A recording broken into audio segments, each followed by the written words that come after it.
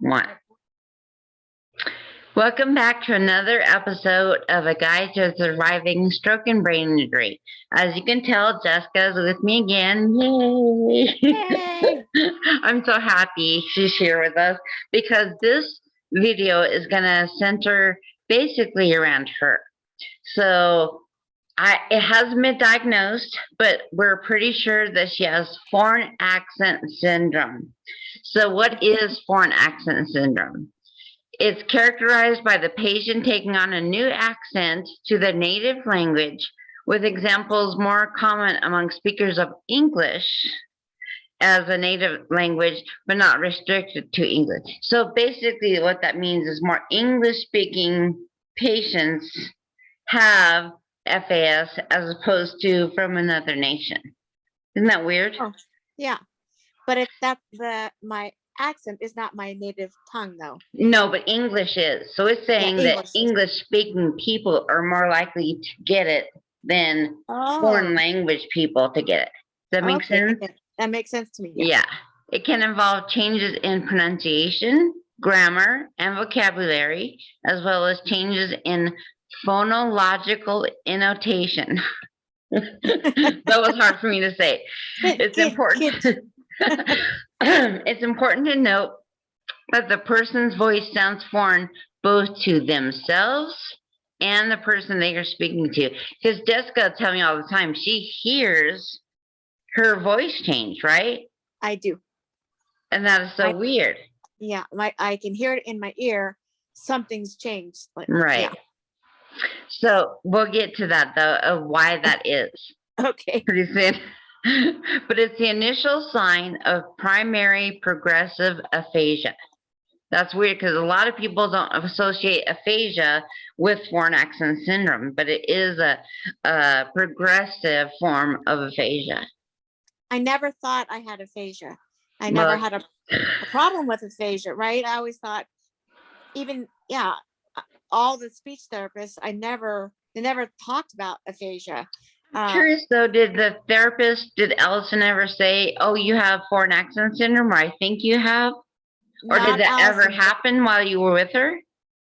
Not Allison, but the very first speech therapist that I had after the stroke, she's the one that said to my father, something's wrong, like I had a really strong accent. And that's when they realized that I couldn't breathe. That's when they said, something's more than just my speech.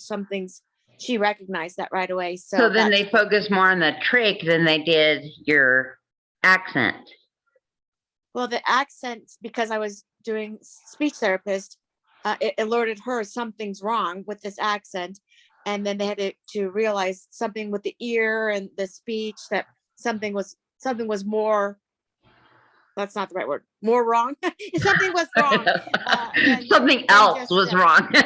Right, because I left the hospital with no trach. So they thought, just got to do physical therapy, get back to normal. But we didn't know that, because during my stroke that I had the vomit dissolved my esophagus just part way, and they didn't know that until many surgeries after that, and that's why I couldn't breathe, and that's why my speech came out that way. I guess, I don't know, or maybe I wonder if that's related somehow. Yeah, I have no idea. It'd be interesting to find out. But thank God she noticed that. I know. She noticed that the accent was not something was wrong. Otherwise, right. We probably would not even know that. So foreign accent syndrome is a medical condition in which patients develop speech patterns that are perceived as a foreign accent that is different from the native accent, without having acquired it from perceived accent place of it. So if you move to India, because if you didn't know, Jessica has an Indian accent when this comes through. You never lived in India. That's what it's saying. So you grew up here, you're from US, you stayed here your whole life, and yet you have an Indian accent. That's what this is saying. Yeah. Excuse me. So, okay. For example, a native English speaker who has never left the US may begin speaking English with a Spanish accent. That's kind of weird. Certain specific parts of the brain are injured in some foreign accent syndrome cases, indicating that particular parts of the brain control various linguistic functions, and damage could result in altered pitch and or mispronounced syllables, causing speech patterns to be distorted in a non-specific manner. That's crazy, because now that I listen to, because I've heard her when she speaks normal and in the accent, usually when we're tired. My aphasia comes bad. I can't talk at all, and she develops an accent. But I've never paid attention to like the syllables you use. It never occurred to me to see if that is affected and why you're having the accent come out. I have no idea. Great. When it happens, I can hear it, or when we're together, Yeah. because we're comfortable with each other, I know that I'm tired.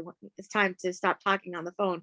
But with a stranger, somebody new, it's like immediately I get that accent, and I can't control it. I can't turn it off if I try. And that's another point I want to make. When she gets stressed or has anxiety, it comes out.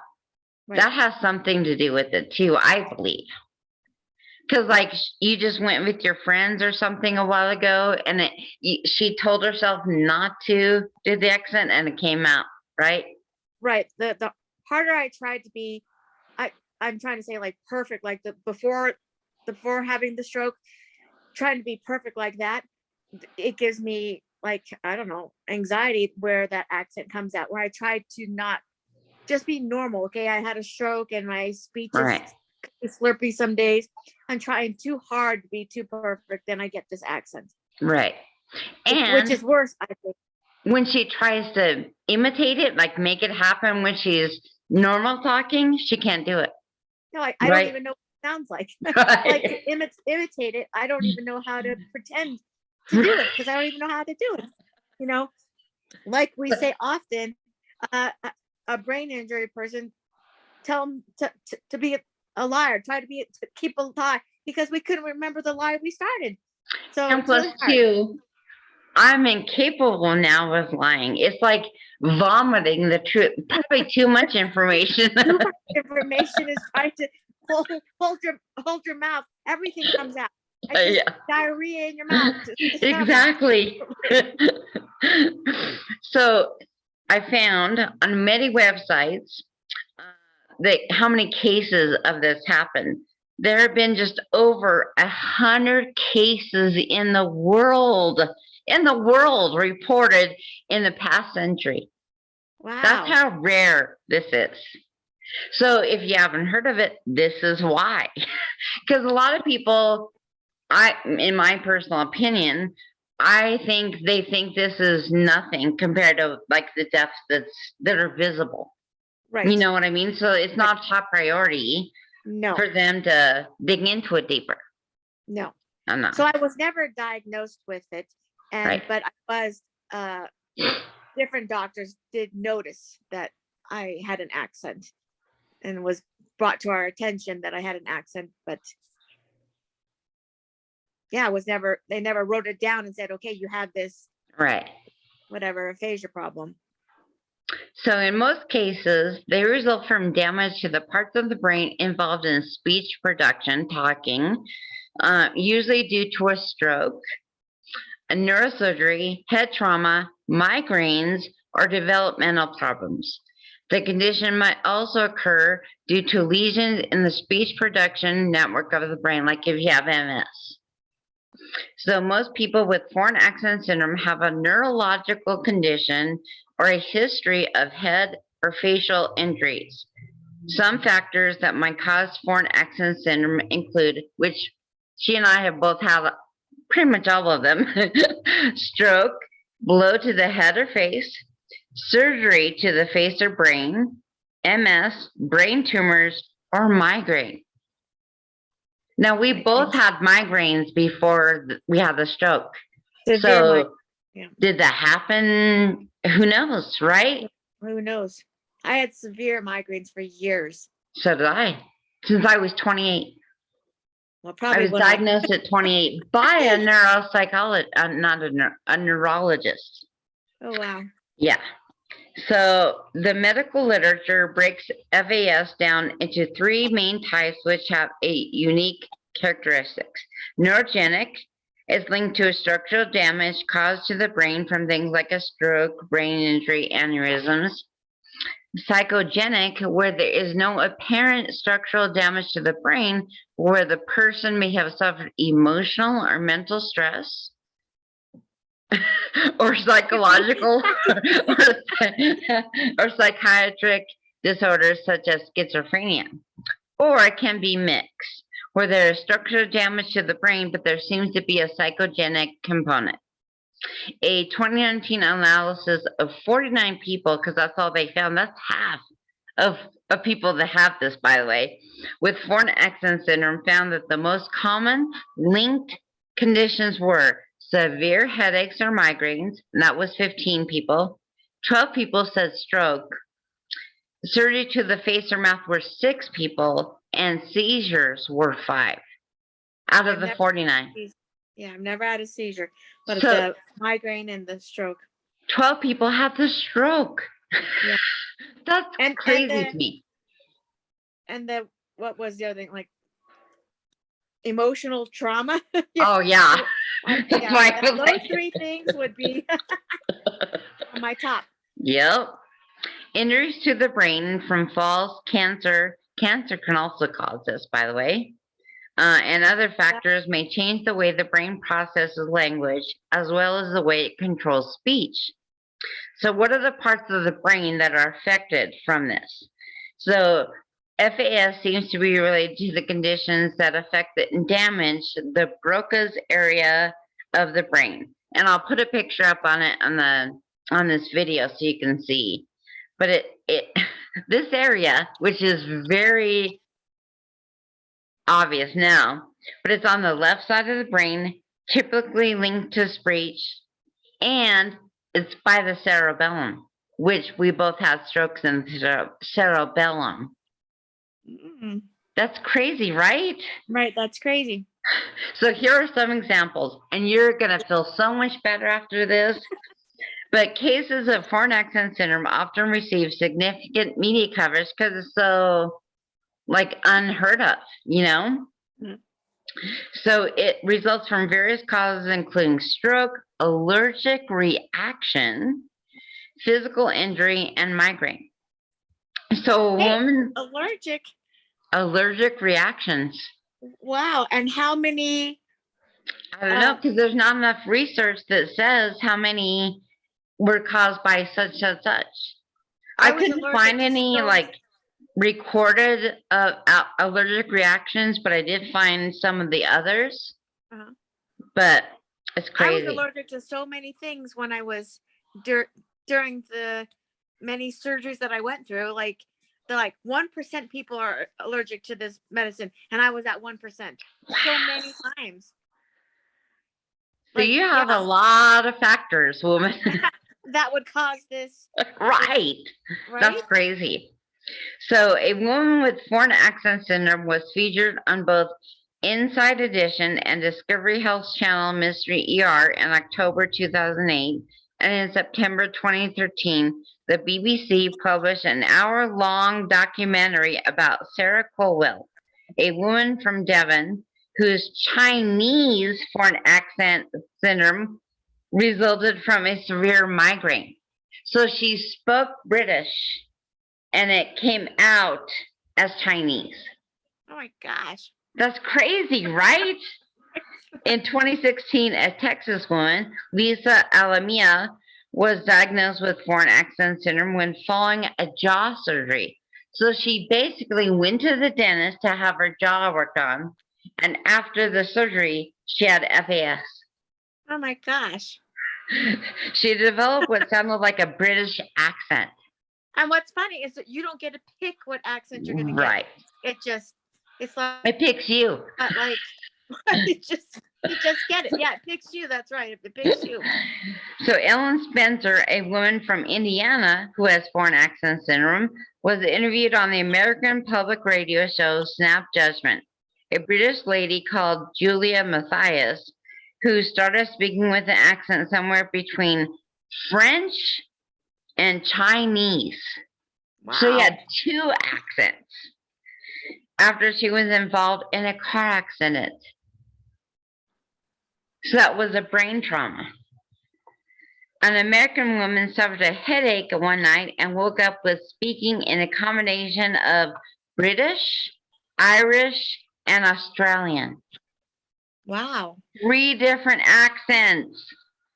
However, That's crazy. cases have also been reported of a 44-year-old Japanese lady speaking with a Korean accent and a Spanish person taking on a Hungarian one. Talk about opposite. Can you imagine you're a Spanish speaking person and then all of a sudden you speak Hungarian? And how do you even, if you're not exposed to that, how do you even, How do you even say know? how do Right. you, yeah, how would you, I don't know. And this one surprised me because I did not know this. But the British singer George Michael, you know who I am? Yeah. Said that after waking from a 3-week-long coma in 2012, he temporarily had a West Country accent. Oh my gosh. So a coma, there's no blunt force trauma there. There's no, I don't know what would cause that from the coma. Who knows? But it's a very rare disorder. Likewise, there are not very many proposed treatments because it's so rare, nobody knows what to do about it. 2 that may provide relief to patients with FAS in the future include mastery of musical skills and tongue reading. That is so cool. One of the symptoms of this syndrome is that the patient moves their tongue or jaw differently. So you and I speak on the phone, so I don't have a chance to see if your jaw moves when you have the accent or your tongue. They say your tongue touches the top of the roof of the mouth more often. And I wouldn't know unless I saw you a lot. Well, I Mostly never we had a talk on problem the with phone. with my jaw before the stroke, but after the stroke, because I do have a small mouth and having so many surgeries, I know that my jaw, when I wake up in the morning, it's stiff, or so I do have problems with my jaw now. And recently, you and I were talking about just doing tongue exercises or something. Yeah. And I never did any exercises for my tongue. Nobody ever said anything that to me about aphasia and exercise your tongue.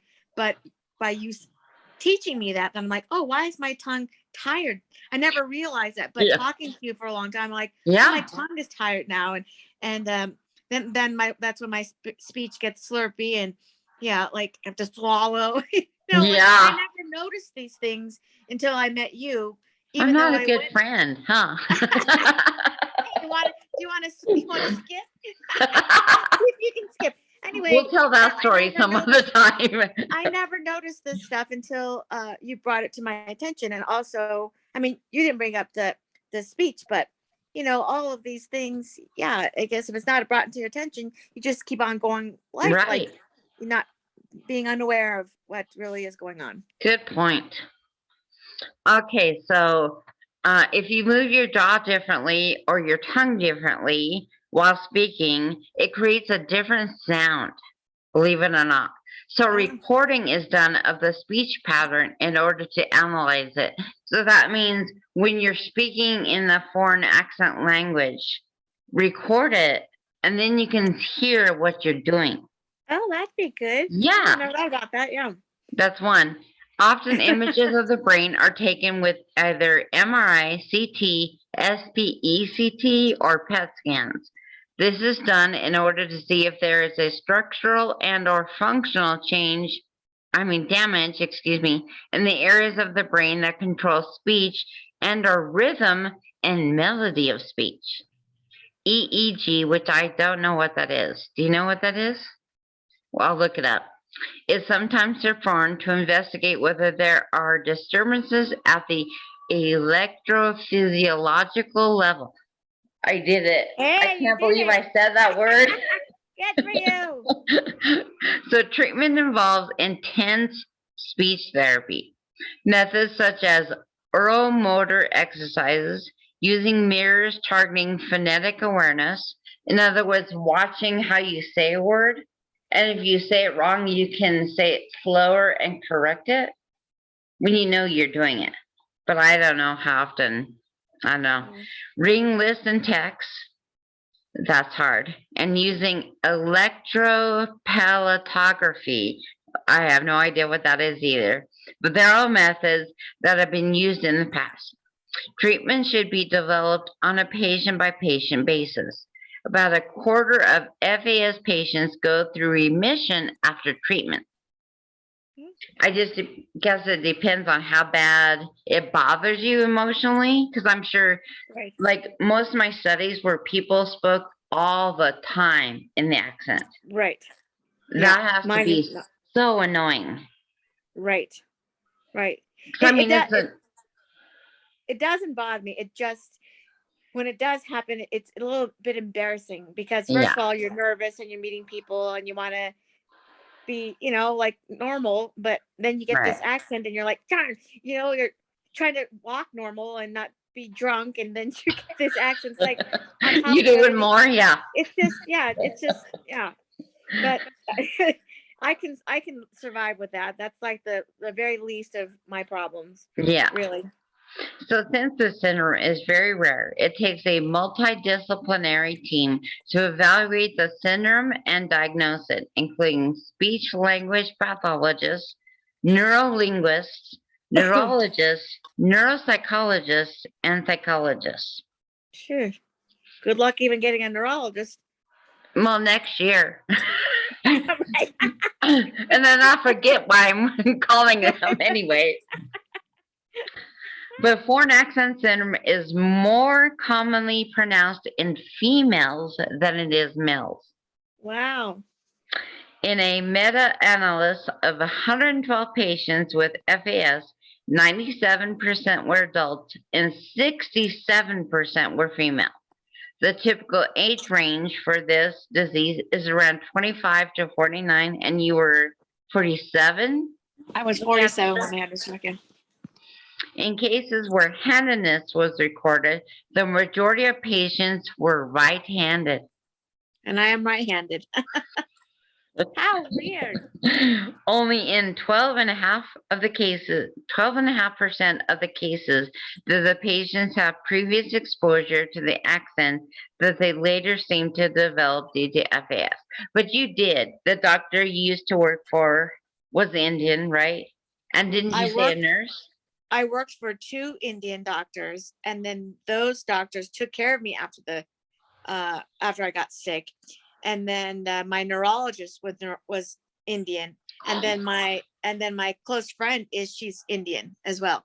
So I was Jasmine before the stroke. She was my friend, and I would see her often. And I see the doctors I worked with every day, Monday through Friday, Indian doctor. So, and then they took care of me while I was having the stroke. So then I hear their voice, and I don't know, maybe I mocked their speech. But you're part of that 12.5%. Go, Jessica. So most developed it due to a stroke, but some are due to the developmental or psychological disorders, or due to trauma or tumors, Of the patients with neurological damage, the majority had a lesion in the supratentorial, left hemisphere. Lesions primarily affected the premotor cortex, motor cortex, basal ganglia, or Broca's area.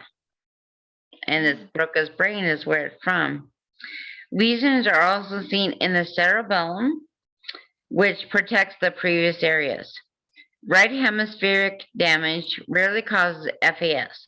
The majority of patients with FAS usually present other speech disorders as well, such as mutism, aphasia, dysarthria, agrammatism, that's a new one, and apraxia of speech.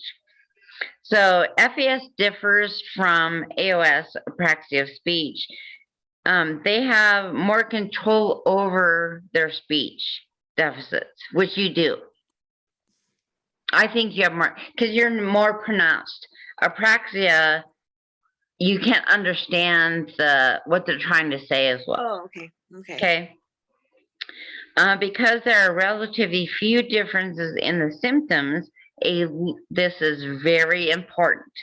So a listener's perception of the affected speech plays a large role in diagnosis of FAS rather than AOS.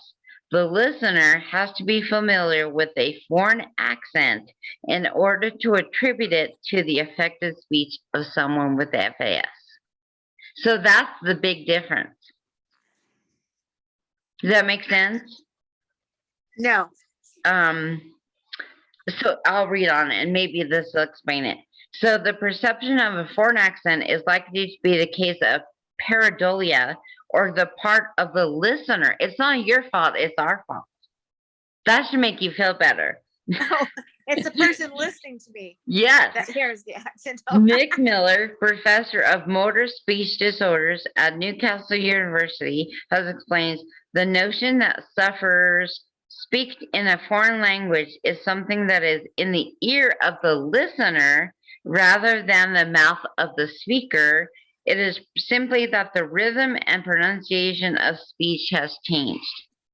So we hear it as a foreign accent. You aren't really speaking a foreign language. It's just the way you pronounce things. And that makes sense because my friend Jasween, she's Indian, and I told her I have an Indian accent. And she says, no, you don't, Jessica. You just take your time to enunciate each word slowly. So to make the words perfect, then you feel like you're having an accent, but you really don't. Right. And that is the point. I mean, but to me, I thought you had an accent. I still do. But it's my fault, not yours. It's always you, Gay. It's always you. I know. It's always my fault. Okay. So to the untrained ear, those with the syndrome sound as though they speak in their native languages with a foreign accent. For example, an American native speaker of English might sound as though they spoke with a Southeastern English accent, or a native English speaker from Britain might speak with a New York accent, which is crazy. I'd love to hear that. However, researchers at Oxford University have found that, contrary to popular belief, that individuals with FAS exhibit their accent without any effort, and you do.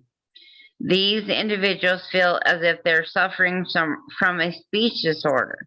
More recently, there is mounting evidence that the cerebellum, which controls motor function, may be crucially involved in some cases of foreign accent syndrome. So for those of you who don't know, Jessica's first stroke was the cerebellum, just like me. But it's crazy how it affects, like mine was physical defects. Yours is more speech. Right. And I had the two strokes at the same time. So it was on the back, but one of them was the cerebellum, right? Right. And then it traveled to the left side and became oh darn, the blood, and then it traveled up here. You had a brain bleed and then a clot. I mean, a clot and then a brain bleed. Blood, and then it pushed my brain to the right side. And then so all that was all at the same time.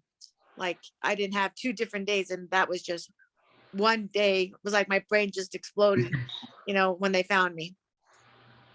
That's crazy. And then the recently one was just on the right side, like close on the back side. But that was just I forget what it's called, but I do know what you're talking about. Yeah, just that one we had last month, or the one I had last month. Yeah, whatever it was. Yeah.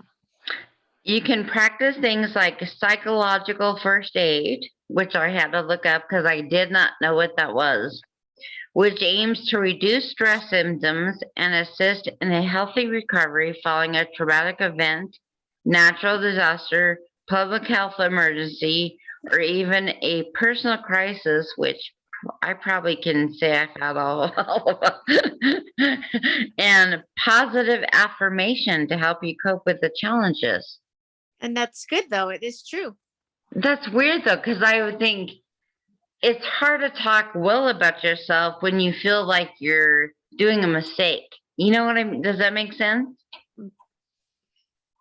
Well, I think we do that every day though. Yeah. Yeah, you're right. probably right. For everything that you have to carry on after having a stroke, like we talk about that. I just got side focused here. We're stroke survivors, by the way. Brain injury. Hello. Yeah, it comes in for a moment and then it leaves. I know that. Okay, on the neurogenic side, medication to prevent strokes, anti-seizure medication, and even surgery may be suitable treatment options. However, because the condition is so rare, more work needs to be done to understand the various treatment options and the causes of condition itself. So for me, I don't want to do anything like this, like anti-seizure meds, if No.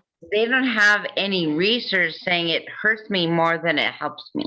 Right. You know what I mean? I wouldn't do anything. I mean, it's for me, it's so minor and it happens very rare that I'll just take it, it doesn't affect me. But if it came to a point where it affected me emotionally, it took away my joy, I would want to fix it, like, but I can handle that.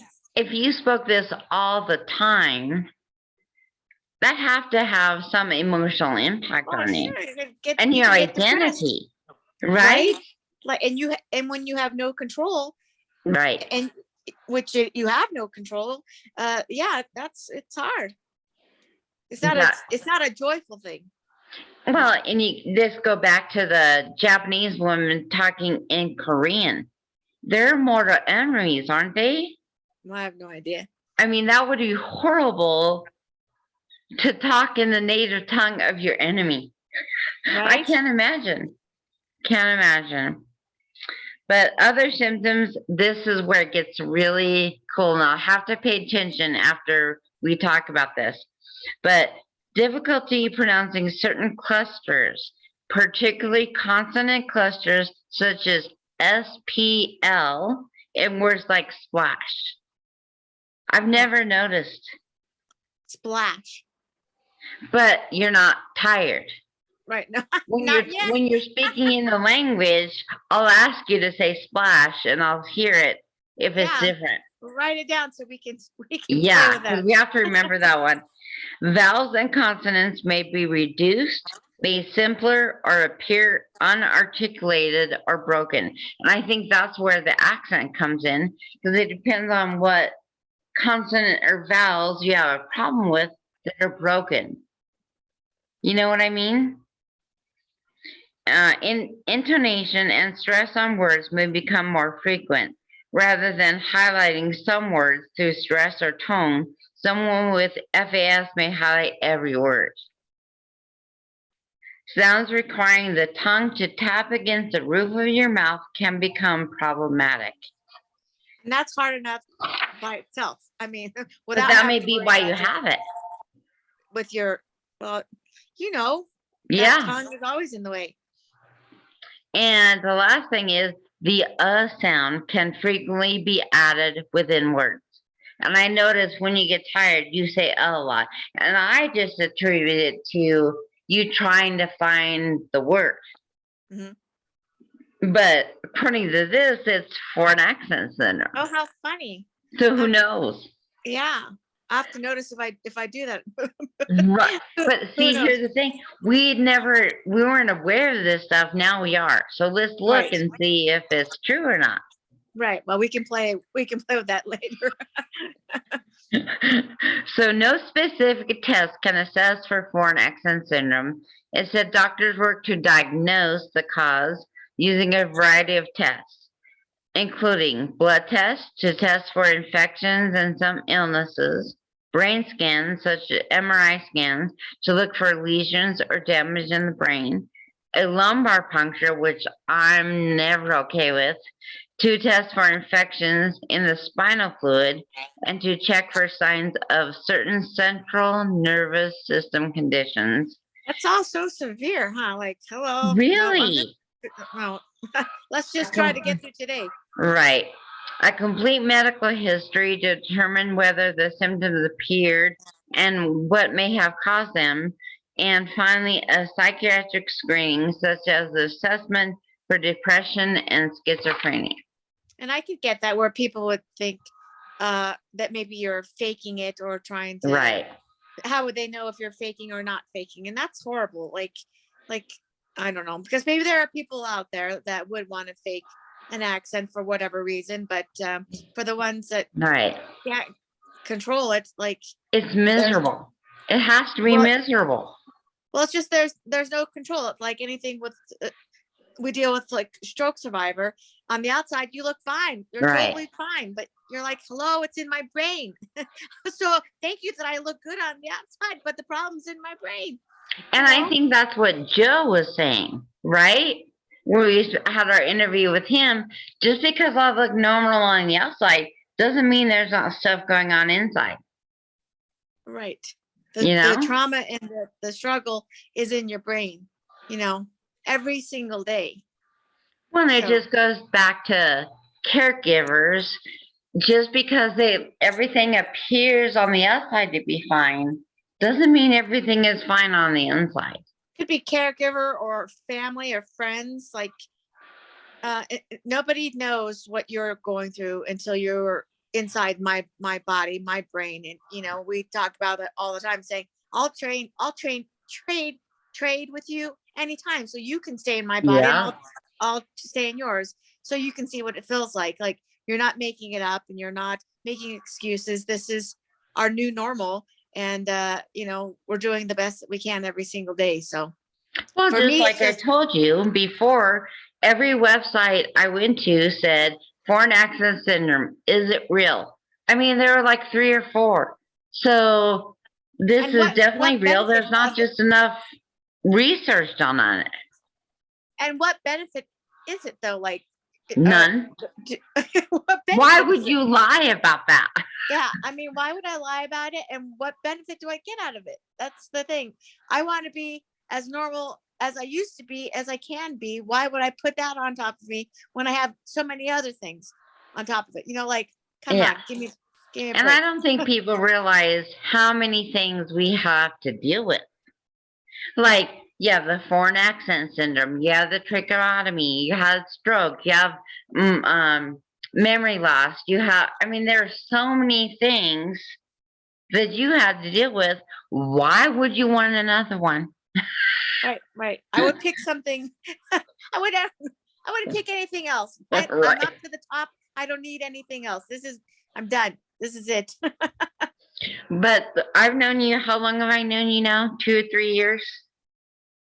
I really 2 don't years. even know. I think it's been 2 years. And I've noticed it's gotten better. So I always want to tell our viewers, there's always hope. It does get better. Yes. Unfortunately, it takes time. Right. Time and rewiring that brain. And don't give up, because we're now speaking to the audience. Don't give up. One day at a time, and we don't know what's around the corner. What God has planned for us tomorrow can be. We talked about it this morning. Magic can happen tomorrow. We don't know. Yeah. Yeah, but we wanted to bring this to your attention. A lot of stroke survivors probably don't have FAS, but like Jessica does. We think she does.